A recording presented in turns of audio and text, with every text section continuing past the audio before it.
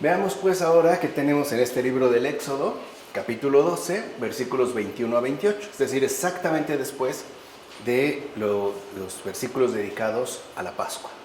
Moisés llamó a todos los ancianos de Israel y les dijo: Id y tomad un cordero por familia e inmolad la Pascua. Tomad un manojo de hisopo, mojadlo en la sangre que hay en la vasija y untad con ella el dintel y las dos jambas, y que ninguno de vosotros salga de la puerta de su casa hasta la mañana siguiente. El Señor pasará hiriendo a los egipcios, pero cuando vea la sangre en el dintel y en las dos jambas, el Señor pasará de largo sobre vuestras puertas y no permitirá al exterminador entrar en vuestras casas para herir. Guardaréis este mandato del Señor como institución perpetua para vosotros y vuestros hijos para siempre. Cuando entréis en la tierra que va a daros el Señor, como os prometió, guardaréis este rito. ¿Qué hizo entonces Moisés? ¿Acaso la sangre de un ser irracional es capaz de salvar a los seres humanos? O sea, a los dotados de razón. ¿Algo inferior puede salvar algo superior? Pues sí, y no porque sea sangre animal, sino porque es figura de la sangre del Señor. En efecto, aquella sangre insensible e inanimada salvó a aquellas personas que tenían alma no porque fuera sangre sin más, o sea, no es un rito cualquiera, sino por haber sido figura de aquella otra sangre, aquí sí redentora, o sea, la del Señor Jesús, como afirma Crisóstomo en las catequesis bautismales. Entonces vemos cómo la verdadera fuente de la redención es la sangre del Señor. No es una sangre cualquiera. Por eso no podemos suponer que si alguien hace un sacrificio de animal y derrama sangre, ya obtiene los resultados esperados. No es por eso. Es en este caso en particular debido a la obra redentora que ha realizado la sangre derramada por el Señor Jesús. Ahora bien, aquí también hay otra figura importante, la del bautismo. En efecto, el que se bautiza queda limpio según la ley y según el Evangelio. Según la ley, vamos a decirlo así, queda limpio porque Moisés indicó rociar la sangre del cordero mediante un manojo de hisopo. Y según el Evangelio, porque los vestidos de Cristo eran blancos como la nieve cuando mostró la gloria de la resurrección una vez derramada su divina sangre, como afirma Ambrosio en los misterios cristianos. O sea, también hay aquí una indicación clara de purificación. Así pues, vemos que aquellos que celebraron la Pascua por vez primera lo hicieron en imagen de sombras, o sea, como prefiguración. Ciertamente, el hisopo es suave y humilde, pero nada hay más fuerte y penetrante que sus raíces. Lo cual manifiesta que estando arraigados y cimentados profunda y fuertemente en la caridad, es como seremos capaces de comprender con todos los santos cuál es la anchura, la longitud, la suave altura y la humilde profundidad de todo, es decir, la cruz del Señor. Entonces, solo en base a estar verdaderamente arraigados en la caridad, o sea, en las entrañas del Señor, es que podremos descubrir la anchura, permítame,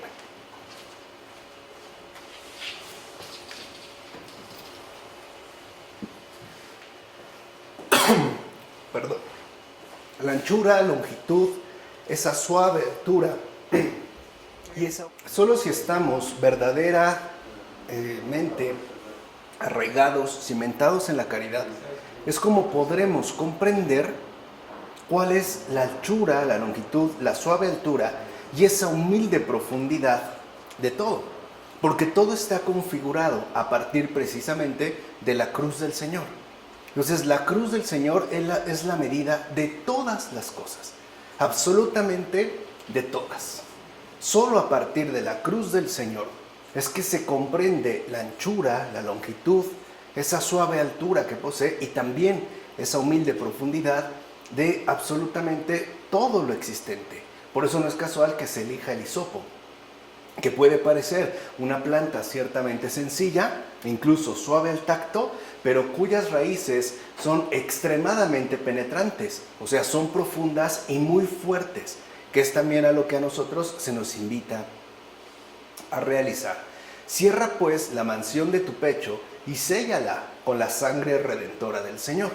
Es decir, protégete a menudo con el signo de la cruz, marcándolo en tu frente y en tu pecho. Vean otra vez cómo insisten los padres de la Iglesia en el persignarnos constantemente la frente, el pecho, hacer pues la señal de la cruz sobre nosotros a manera de una protección invencible.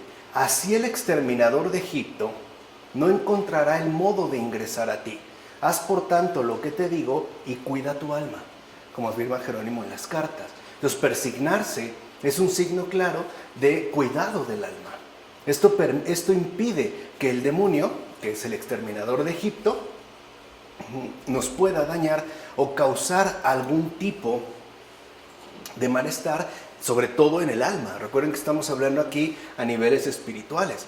Entonces es muy importante que nosotros no perdamos de vista esta sana costumbre y que con ello estemos nosotros plenamente conscientes de lo que realizamos en relación a tener plenamente establecido al Señor en el propio corazón.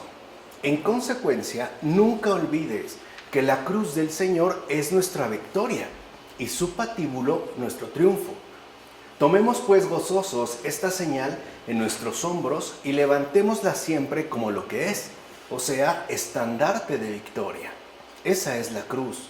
O sea que cuando nosotros nos signamos con la señal de la cruz, estamos también portando el estandarte de victoria que Él nos ha ofrecido y por ende también reafirmando de manera constante la derrota definitiva del demonio.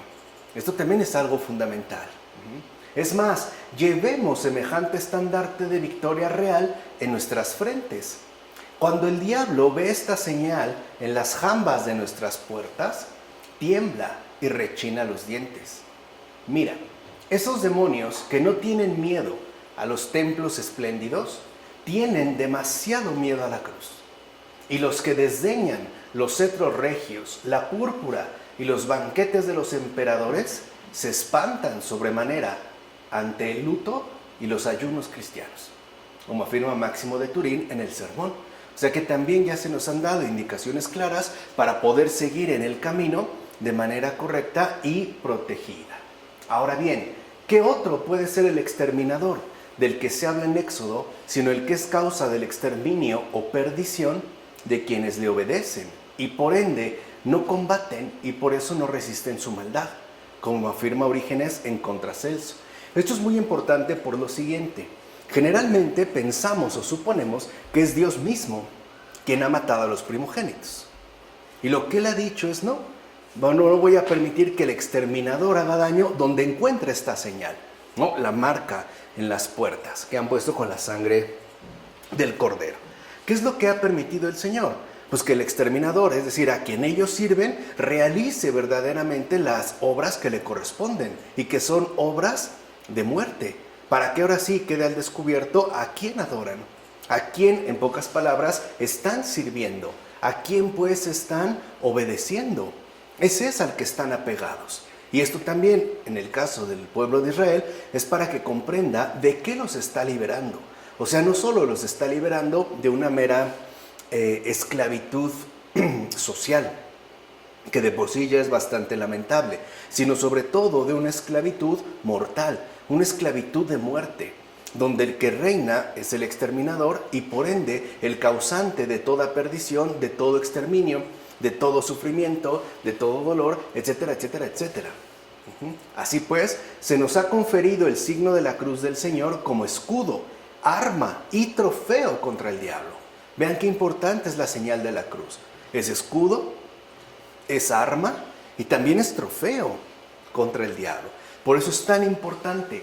De hecho, la cruz del Señor, por ejemplo, en la frente y en el pecho, es sello inquebrantable para que no nos toque el exterminador que menciona la Escritura en Éxodo. O sea, bastaría con una señal de la cruz en la frente, en el pecho, para que el demonio no nos pueda ni tocar.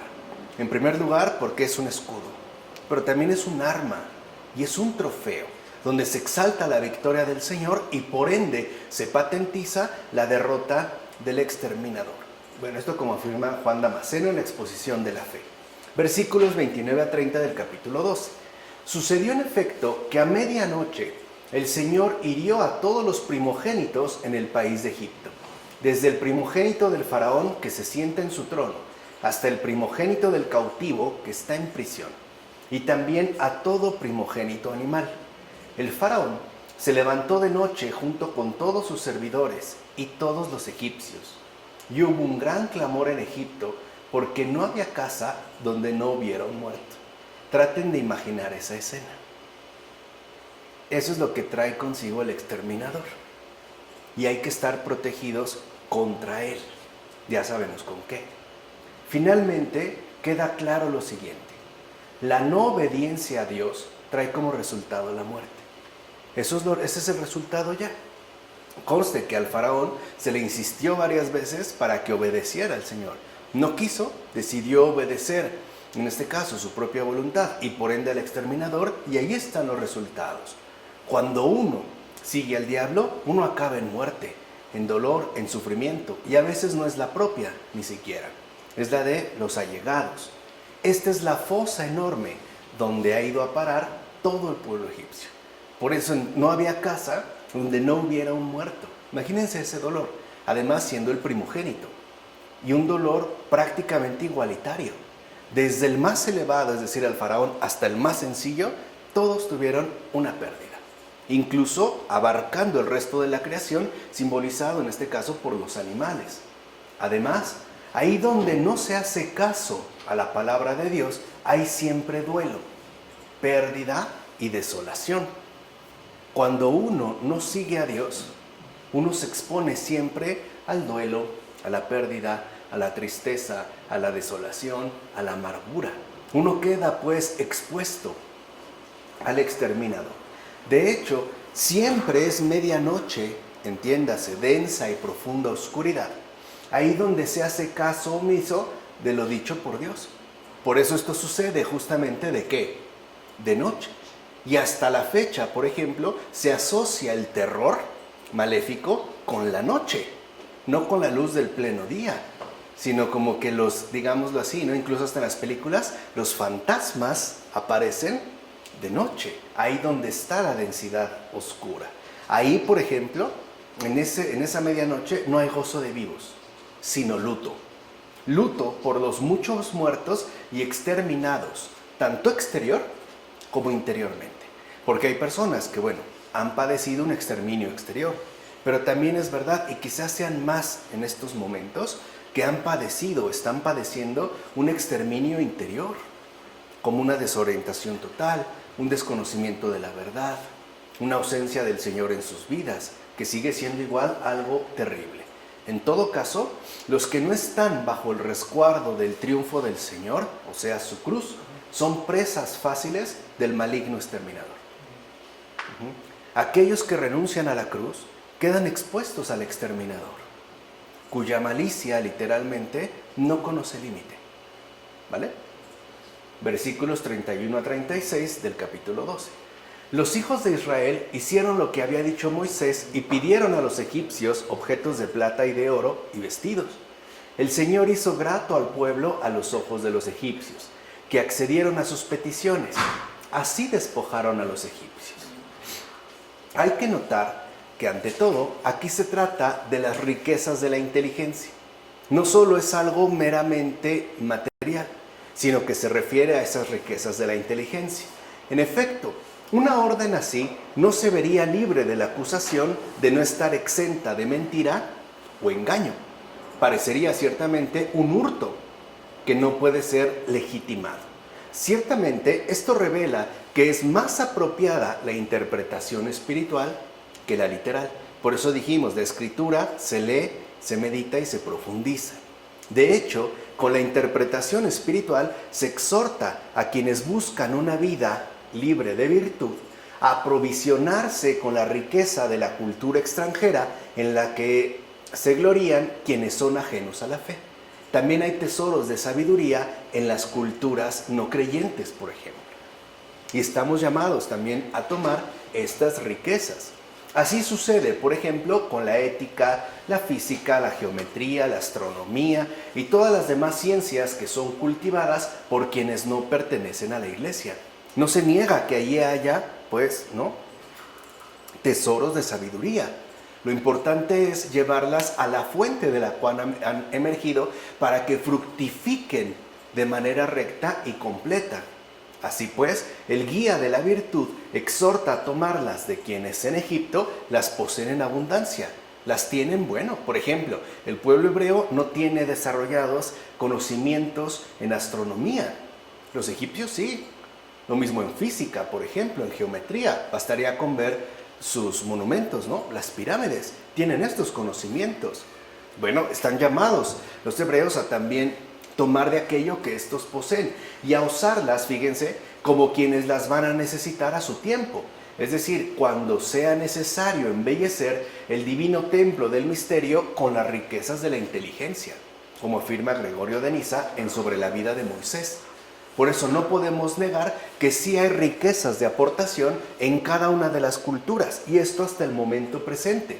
Lo importante es de qué manera estas riquezas de aportación enriquecen la figura total del misterio a partir de la contribución complementaria que necesita la inteligencia. Es como un mosaico. Lo que importa es la figura completa. Nosotros tenemos la base, pero hay elementos que hay que, digamos, complementar. Y estos complementos no necesariamente están dados de vía directa, por ejemplo, a través de la revelación, sino de vía indirecta, a través de los conocimientos que se han desarrollado, digámoslo así, de forma paralela, no necesariamente interna, a la propia iglesia. Y no es dañino. Lo importante es de qué manera se logra embellecer y complementar el misterio. Por eso no podemos despreciar a ninguna cultura. Toda cultura tiene algo que decirnos, algo que aportarnos, y nosotros también, de tal manera que se vaya, ¿no?, conjugando el misterio. En todo caso, así como los egipcios no solo tenían ídolos y cargas pesadísimas de las cuales huían, sino también vasos y alhajas de oro y plata y vestidos, que el pueblo escogido al salir de Egipto se llevó consigo para hacer mejor uso de ello, y no por propia iniciativa, sino por mandato de Dios. Ellos entonces se llevaron aquello que los egipcios de hecho usaban mal. Así también todas las ciencias de los gentiles no solo contienen fábulas fingidas y supersticiosas y pesadas cargas de ejercicios inútiles, lo hay, pero no es solo lo que hay que debemos rechazar y detestar, esto sí, sino también algo de oro y plata que debemos recoger para darle su verdadero valor y utilidad, como afirma Agustín en Sobre la doctrina cristiana. Y además está hablando con pleno conocimiento de causa, porque Agustín, por ejemplo, retoma algo de oro y plata, por ejemplo, de un Platón. Esto es indiscutible, pero mucho de Platón también lo rechaza. Incluso en sus retractaciones podemos ver cómo él se corrige a lo mejor de una especie de admiración desproporcionada en relación a Platón, pero no por ello renuncia completamente a Platón. También Platón algo ha dicho, aunque sea poco, aunque sea un vaso de oro y plata tiene, pero es plata y oro. Y esto también hay que destacarlo, porque forma parte de la arquitectónica belleza de la verdad en su conjunto. ¿Se entiende? Por eso no podemos nosotros rechazar el ejercicio continuo de la inteligencia. Por eso a veces también la referencia, lo hemos intentado mostrar aquí, a autores creyentes, sobre todo porque son desconocidos, sumamente valiosos, pero también quizá no creyentes. Acuérdense el curso sobre Nietzsche. Algo tiene que decir y algo también tiene que aportar. También hay oro y plata. Algunos las tienen en mayor o menor abundancia, pero lo hay. No podemos nosotros detestarlo, sino hacer el adecuado uso de ello, en base aquí sí a la luz que viene de lo alto. Versículos 37 a 42 de este capítulo 12. Los hijos de Israel salieron de Ramsés hacia Sucot, unos 600,000 hombres de a pie, sin contar los niños. Serán bastantes. Mira, José vino él solo a Egipto, y poco después salen de Egipto 600,000 personas. Fíjate, empezó uno. ¿De qué manera se multiplicó? que después, en no mucho tiempo, de este único José que había llegado a Egipto siendo uno, salen ahora 600,000 personas, sin contar los niños. ¿Qué hay más maravilloso que esto? ¿O qué prueba hay mayor de la generosidad de Dios cuando en situaciones de escasez y dificultades quiere dar abundancia a los asuntos en una proporción muchísimo mayor? En síntesis, esto es muestra de la generosidad de Dios. Y aquí es algo que también no podemos perder de vista. Nosotros no podemos limitarnos a ayudar en lo necesario. Tenemos que ayudar generosamente, no solo dando lo necesario. Por ejemplo, no solo dando pan a una persona, pues también leche y azúcar y quizá un chocolate y una gelatina. Siempre la generosidad es lo que debe acompañar nuestros gestos de servicio, porque esto es parte del obrar mismo de Dios, como afirma Gregorio Nazanceno en el discurso sobre lo más importante. Versículos 43 a 51 del capítulo 12. El Señor dijo a Moisés y a Aarón: esta es la ley de la Pascua. Ningún extranjero podrá comerla. Los siervos comprados con dinero serán circuncidados y solo entonces podrán comerla. El advenedizo y el mercenario no podrán comerla. Se comerá en la misma casa, sin sacar fuera nada de carne, y no le quebraréis ningún hueso. Toda la comunidad de Israel la celebrará. Fíjate bien, el engañoso, el advenedizo, y el que no está limpio de corazón, no posee nada puro. Como dice el libro de los Proverbios, nada hay bueno para el hijo traidor. Sin duda, porque hecho extranjero, es decir, de una condición diferente a la de los santos, se considera indigno en la comida de la Pascua. Así pues, cuando Judas pensaba celebrar la Pascua, al haber tramado una traición contra el Salvador, se hizo ciertamente extranjero a la vocación sobrenatural y por ende se hizo igualmente extraño a la compañía de los apóstoles, como extranjero, como ya no perteneciente a esta gente, como alguien, pues, si lo quieren ver así, por completo extraño, tan extraño que ni siquiera permanece ya con ellos. Se va aparte. En consecuencia, mientras los demás comían la Pascua con alegría, como indicaba la ley, Judas, por su parte, era ya prisionero del demonio, como dice Atanasio en la carta festiva. O sea, las indicaciones del Señor está dando a entender literalmente quién va a participar y quién no va a participar, y además por iniciativa propia. Una persona prisionera del demonio no celebra la Pascua. No es porque el Señor se la prohíba, es porque se vuelve incapaz de llevarlo a cabo. Ahora bien, que la casa mencionada es la iglesia, lo dice Dios mismo con estas palabras: será comido en una sola casa y no arrojaréis carne fuera de la casa. En una sola casa. En efecto, la carne de Cristo y las cosas santas del Señor no pueden ser arrojadas fuera. Y no existe otra casa para los creyentes más que la única iglesia. ¿Ahora entienden por qué no hay Eucaristía en el protestantismo? En una sola casa. No, o sea, lo que el Señor dice se hace.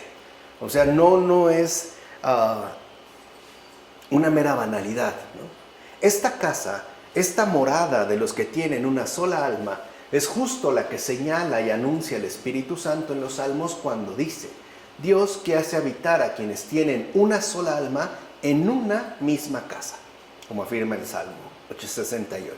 Y dice Cipriano: así pues, que la iglesia no está fuera, ni puede cindirse contra sí misma o dividirse, sino que mantiene la unidad de una sola e indivisible casa. Por eso decimos que creemos en la iglesia, que es una, la indivisible casa. Lo declara la palabra fiel de la Escritura Divina cuando escribe sobre el misterio de la Pascua y del Cordero, que figuraba a Cristo lo siguiente: será comido en una sola casa, y no arrojaréis fuera de la casa su carne. Solo en una casa se come la Pascua, y esa casa es y sigue siendo la iglesia. Es la única donde se come la carne del Señor, como afirma Cipriano en las cartas.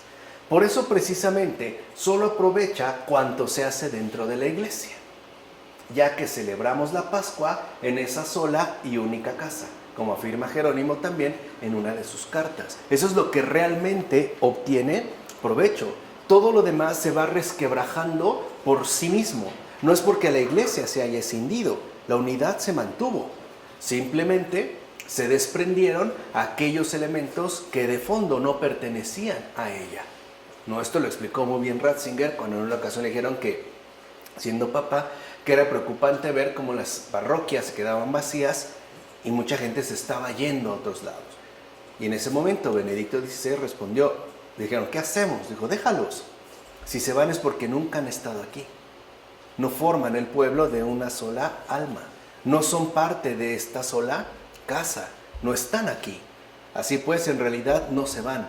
Más bien hay que entender que nunca han estado. Porque el que realmente forma parte de esta sola casa, nunca la abandona. Eso es cierto, ¿eh? Nunca se aparta de ella. Además, aquella profecía también fue cumplida no solo entre los judíos en referencia al Cordero.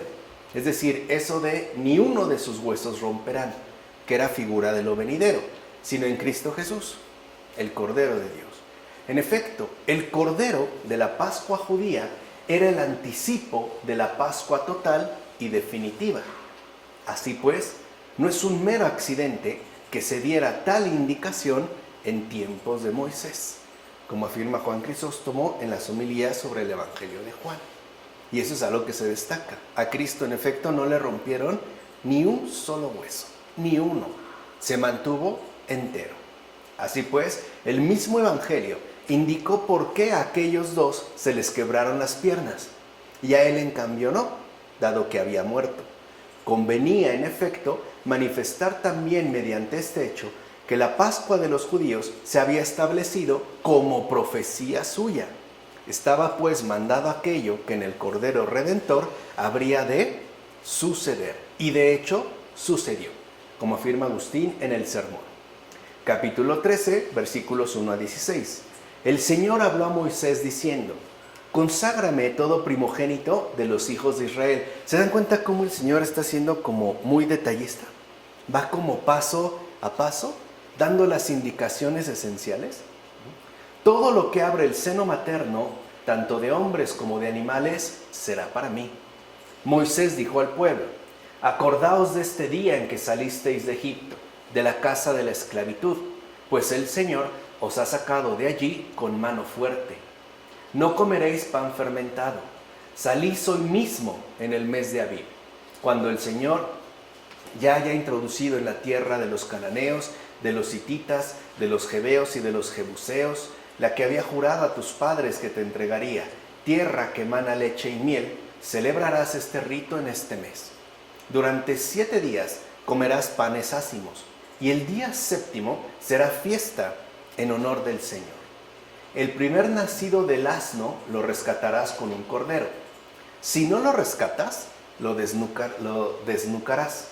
Pero al primogénito del hombre entre tus hijos has de rescatarlo.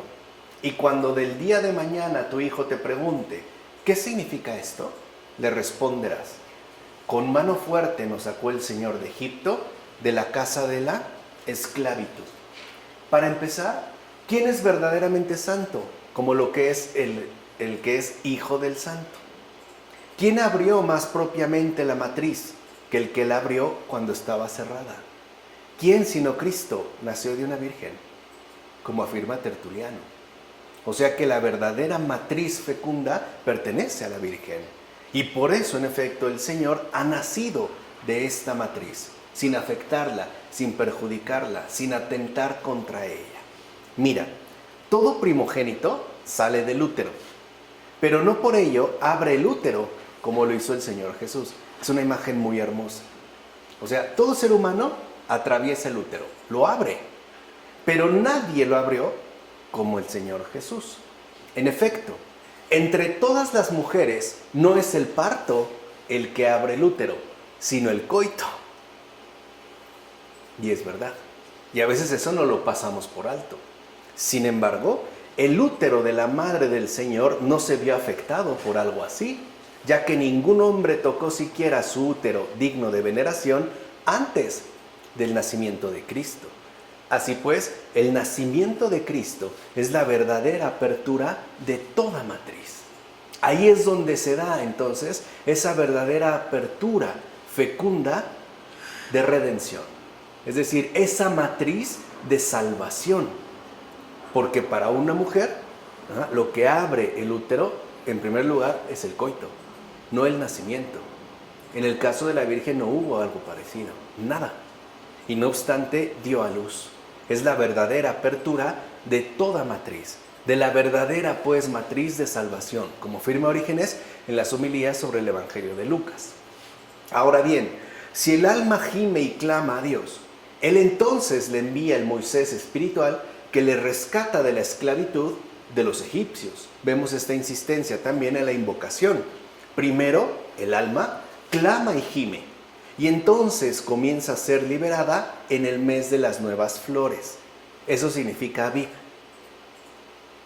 ¿Se acuerdan que aparecen los versículos? O sea, en la época de la primavera, justamente cuando la tierra del alma es capaz de hacer florecer hermosos retoños de justicia. Esto significa que en tal mes han pasado ya las ásperas borrascas de la tenebrosa insensatez, es decir, la enorme responsabilidad de los actos y los pecados vergonzosos, como afirma el pseudo Macario en las homilías espirituales.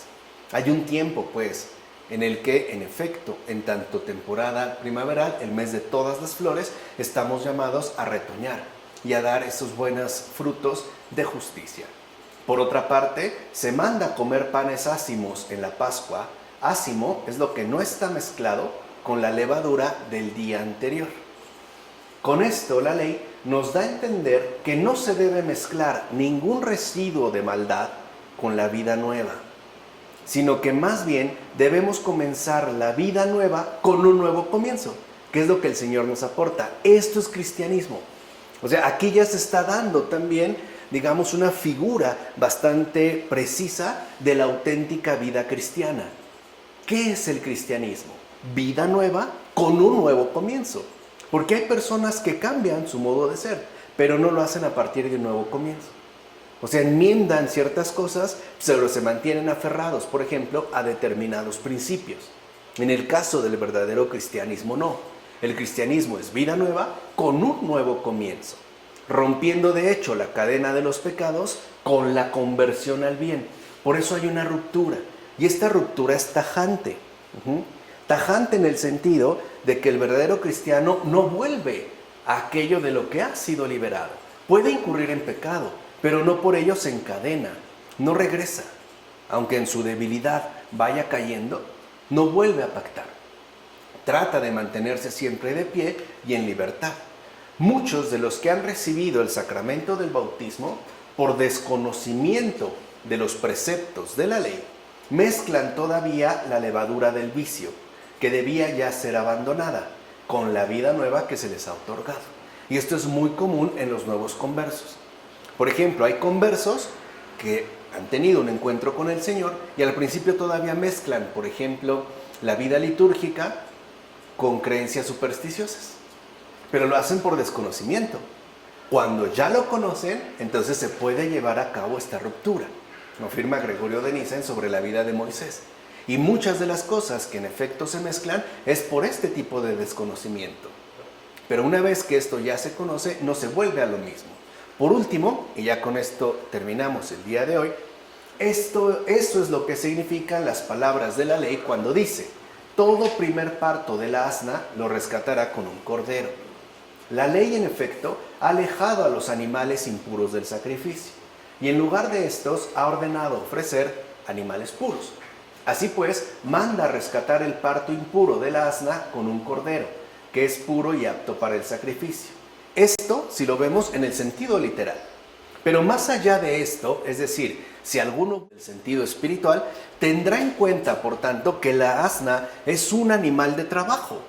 En cambio, la oveja es un animal productivo. Por tanto, la Escritura lo que nos está mencionando es que es preciso cambiar el trabajo, el mero esfuerzo, en algo verdaderamente fructífero. Pasar del trabajo al fruto. No solamente basta con obrar, hay que fructificar.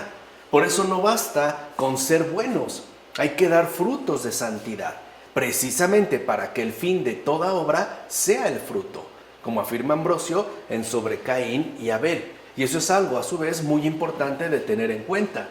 Nuestro obrar cristiano, como ya dijimos, en tanto vida nueva a partir de un nuevo comienzo, no solo está llamado a incidir en nuestro obrar, sino en los frutos que de ahí se van a obtener. O sea, no es un cambio de comportamiento, es un cambio de ser. Lo que se transforma es lo que somos. Y esto que somos es lo que se va revelando poco a poco mediante los frutos que se obtienen a partir de nuestro respectivo obrar, ¿vale? Entonces ven cómo el Señor muestra la Pascua, va dando las indicaciones posteriores y les está ya indicando, nos está diciendo a todos nosotros lo que debemos realizar. No solo obras, sino frutos. Y estos frutos solo son posibles si estamos fuertemente arraigados como el hisopo en la caridad. Y por ende comprendemos la voluntad misma del Señor. ¿De acuerdo? Vamos a dejarla hasta aquí. En nombre del Padre, del Hijo, del Espíritu Santo. Amén.